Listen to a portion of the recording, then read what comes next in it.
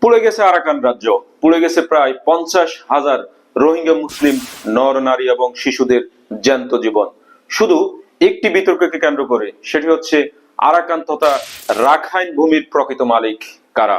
রাজত্ব বদলায়, ভূমির মালিকানা বদলায়, কিন্তু ইতিহাস মুছে ফেলা যায় না। আজকে আমরা ইতিহাস ও দালিলিক প্রমাণের ভিত্তিতে প্রমাণ করার চেষ্টা করব এই অঞ্চলের আরাকান রাজ্যের ভূমির প্রকৃত মালিক কারা, রোহিঙ্গা মুসলিমরা নাকি সেখানকার থেরবাদী বৌদ্ধরা। কোন একটি অঞ্চলের প্রকৃত মালিক অথবা আদিবাসী কারা, সেটা নির্ধারণ করার জন্য চলে যেতে হয় প্রাচীন ইতিহাস অথবা সংস্কৃতি কেন্দ্রিক বিভিন্ন ঘটনাতে। আমাদেরকে চলে যেতে হবে সপ্তম শতাব্দীতে। সপ্তম শতাব্দীতে এই অঞ্চলে আরব ব্যবসায়ীদের একটি জাহাজ বঙ্গোপসাগরে ডুবে যায়। সেই ডুবে যাওয়া জাহাজ থেকে কিছু যাত্রী বেঁচে গিয়ে আরাকান তথা রাখাইন উপকূলে উঠে বলেছিল, আল্লাহর রহমতে বেঁচে গিয়েছি। এই রহমত শব্দ থেকে পরবর্তীতে রোহিঙ্গা শব্দটির উৎপত্তি ঘটেছে বলে অনেক গবেষক দাবি করেন, যদিও বেশিরভাগ গবেষক দাবি করেছেন যে রোসাঙ্গ থেকে রোহিঙ্গা শব্দের উৎপত্তি হয়েছে। এই ঘটনাকে আমরা যদি নিতান্ত একটি মিথ হিসেবে এড়িয়ে যাই এবং উড়িয়ে দিই, কিন্তু পরবর্তী যে দালিলিক প্রমাণ সেটাকে উপেক্ষা করার কোনো সুযোগই আমাদের হাতে নেই। 1944 সালে প্রকাশিত একটি আর্টিকেলে এডওয়ার্ড জনস্টন নামক এক ব্যক্তি সাম সংস্কৃত ইনস্ক্রিপশন অফ আরাকান শিরোনামে লিখেছেন যে অষ্টম শতাব্দী তথা 780 থেকে 800 সালের মধ্যেই সর্বপ্রথম আরাকান রাজ্যে মুসলমানদের বসতি শুরু হয়। শুধু এডওয়ার্ড এইচ জনস্টন নয়, 100টি গবেষণা কর্মে উল্লেখ আছে এবং সর্বজন বিদিত সত্য এটি যে অষ্টম শতাব্দীতে এই অঞ্চলে সর্বপ্রথম আরব বণিকরা আসেন এবং আবাস গড়ে তোলেন, যেই আরবদের পরবর্তী বংশধরই হচ্ছে বর্তমান রোহিঙ্গারা।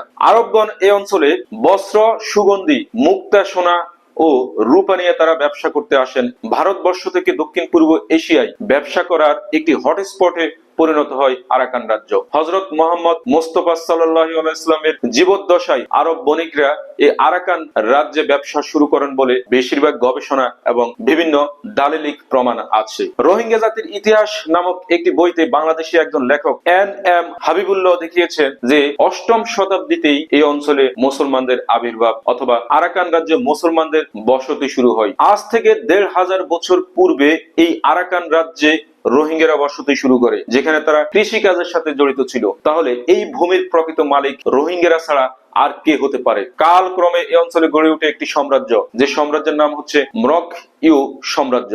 ম্রক-ইউ সাম্রাজ্যের একজন সম্রাট ছিলেন নাম নর-মিকলা। এই সাম্রাজ্য আক্রমণের শিকার হয় বর্মী বৌদ্ধদের দ্বারা। এই বৌদ্ধ সন্ত্রাসীরা ম্রক-ইউ সাম্রাজ্যকে আক্রমণ করে সেখানকার সম্রাট নর-মিকলাকে 24 বছর বাংলাদেশে নির্বাসনে রাখেন। অবশেষে জালালউদ্দিন মোহাম্মদ হোসেন শাহের সহযোগিতায় 20,000 বাঙালি সৈন্য নিয়ে নর-মিকলা তার রাজ্য পুনরুদ্ধার করেন। সেখানে 1430 থেকে 34 সাল পর্যন্ত তিনি রাজত্ব করেন। কৃতজ্ঞতা স্বরূপ তিনি ইসলাম ধর্ম গ্রহণ করেন এবং সেখানে ইসলামী স্বর্ণ মুদ্রার প্রচলন করেন। নর-মিকলার মৃত্যুর পর তার উত্তরসূরিরা বাংলার চট্টগ্রাম এবং রামু দখল করে নেয়। অনেকে বলে থাকে যে চট্টগ্রাম এক সময় সেই আরাকান রাজ্যের অধীনে ছিল। হ্যাঁ ছিল, তবে তারা দখল করে 1666 সাল পর্যন্ত রাখে। ওই দখলদারিত্বের সময় আরাকানের থেরবাদী বৌদ্ধরা চট্টগ্রামের পাহাড়ি অঞ্চলে বসতি শুরু করে, যারা বর্তমানে চাকমা হিসেবে পরিচিত।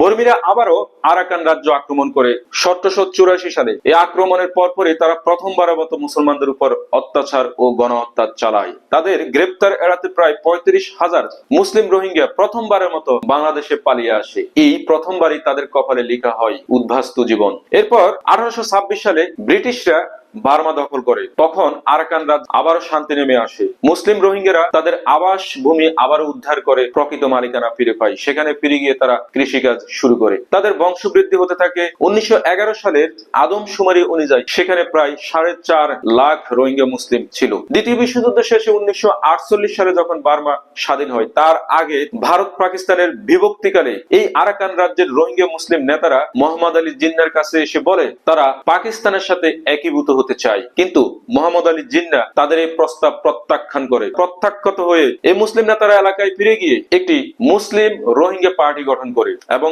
তাদের সাথে বৌদ্ধদের সাথে একটি দ্বন্দ্ব শুরু হয়। এই দ্বন্দ্বের কারণে মুসলমান রোহিঙ্গারা তাদের ভূমির মালিকানা সঠিক ধরে রাখতে তারা একটি সশস্ত্র বাহিনী গড়ে তোলে।